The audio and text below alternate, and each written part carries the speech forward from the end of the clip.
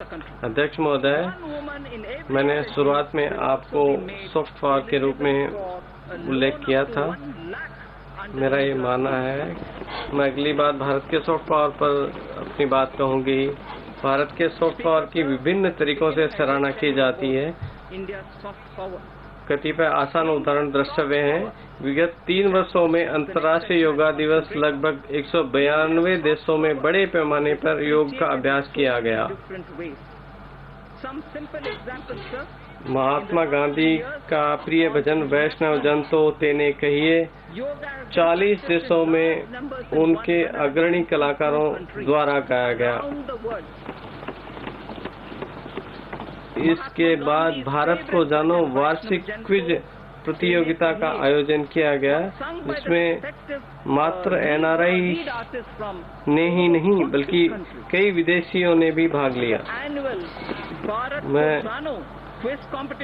भारतीय पासपोर्ट रखने वाले अनिवासी भारतीयों के लिए आधार कार्ड जारी करने का प्रस्ताव करती हूँ। मैं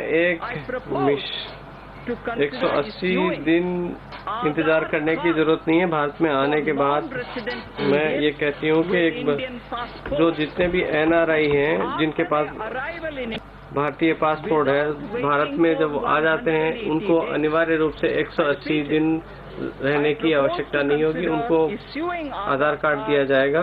मैं एक मिशन शुरू करने का प्रस्ताव करती हूँ जो पारंपरिक कारीगरों और उनके रचनात्मक उत्पादों को वैश्विक बाजारों से जोड़ेगा। जहाँ कहीं भी आवश्यक हो, हम उनके लिए पेटेंट और भौगोलिक सूचना प्राप्त करेंगे। इस उद्देश्य से मैं हिंदी में कहूँगी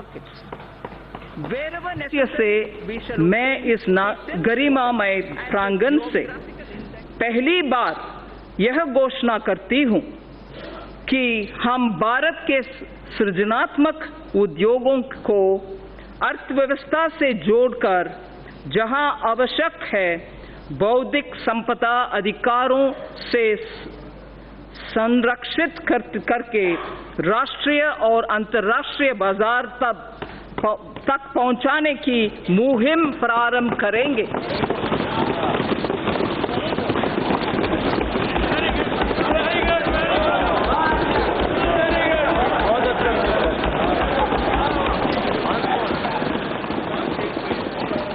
To give further impetus to India. अंतर्राष्ट्रीय समुदाय में भारत के बढ़ते प्रभाव और नेतृत्व को और अधिक बढ़ावा देने के लिए सरकार ने उन देशों में भारतीय दूतावास और उच्चायुक्त खोलने का निर्णय लिया है जहां अभी तक निवासी राजनयिक मिशन नहीं है। तदनुसार मार्च 2018 में सरकार ने अफ्रीका में 18 नए भारतीय राजनयिक मिशन खोलने का अनुमोदन दिया था।